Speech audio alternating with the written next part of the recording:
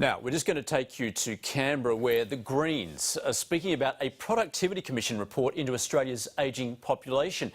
The report has recommended that the pension age be increased to 70. Welcome the release of the Productivity Commission report today because it helps focus attention on this very important issue. We shouldn't be seeing our ageing population as a crisis. But we do need to be making sure that we're putting in place policy responses today so that we're not backloading pressure and the financial responsibility into the future.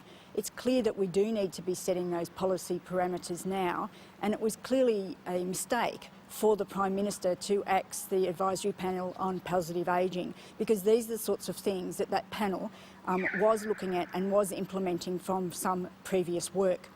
There are already major problems or major issues facing older Australians. We already have a significant number of older Australians out of work. A third of the people on Newstart are over the age of 45, and given the way that we are not seeing people going back into the workforce, they are potentially being condemned to a life living in poverty on Newstart before they reach retirement age, which is why we should not be taking a knee-jerk reaction to say we should be increasing the retirement age to the age of 70, because unless we fix these policy parameters, we are likely to be condemning another group of older Australians to a life in poverty, particularly, for example, physical labourers who are basically worn out by that age, and also, for example, women. We already know that there are a cohort of women that do not have a lot of savings, are being locked out of the workforce and do not have super. Which takes me on to another issue that is extremely concerning, and that is the Prime Minister's commitment to scrapping the low-income super guarantee. Quite clearly, that is a mistake.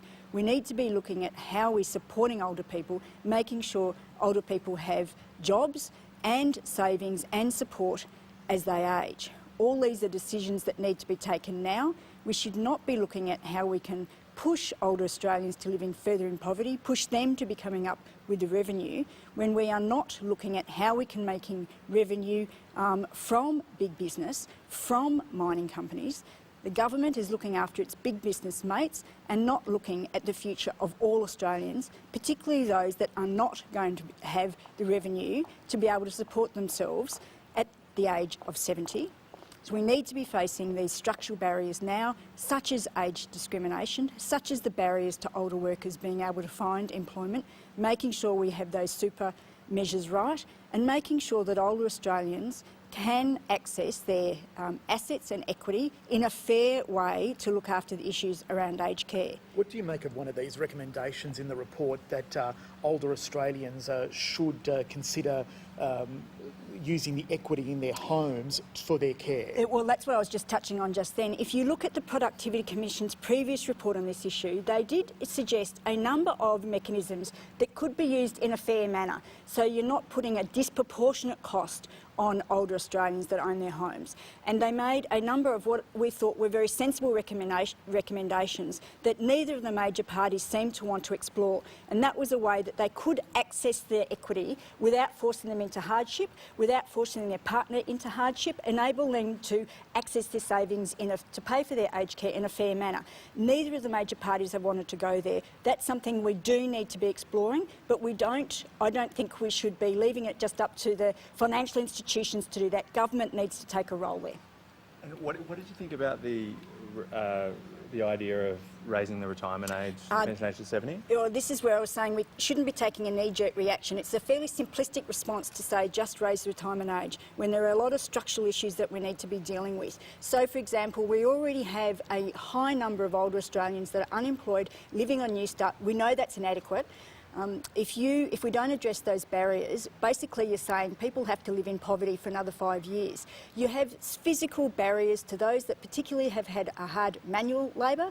Women in particular who don't have a lot of savings will be forced to essentially live in poverty. So these are the issues that came up when the discussion was on about raising the retirement age to 67. That decision has already in fact been made, comes into effect 2023 I think it is. Just raising the retirement age is not as simple as people say. It is going to have a disproportionate impact because some people won't have the capacity or the savings or the ability to be able to work that long. So essentially you're saying those people will live in poverty. That is not fair to many hard-working Australians. So we're saying you need to fully investigate all the ramifications and make sure you're not leaving yet another section of our community behind. So you think it'll be hard for 70-year-olds to remain in the workforce? No, I'm not saying that at all. There will be many, and there are already many people that are at 70 are in the workforce. But I think it is a mistake to say everybody should remain there because not everybody is the same. Not everybody has a job that can enable them to do that. We know that at the moment we don't have the mechanisms in place to either provide the retraining, reskilling. We simply don't have those resources or those mechanisms or policy frameworks in place. So we cannot do that until we can be assured that we are not leaving a section of our community behind, which is likely what will happen if we don't fix these issues. And the Prime Minister is here saying, well, we're going to cut the low-income super guarantee. Those are not policy frameworks that will enable us to look after all sections of our community. So no, we're not supporting that. We are saying that we need to carefully look at that and look at all the things that need to be addressed before you do that. Otherwise you are going to have older Australians living in poverty, as we have already. Thanks. Okay, thank you. That's Greens Senator Rachel Siewert speaking in Canberra.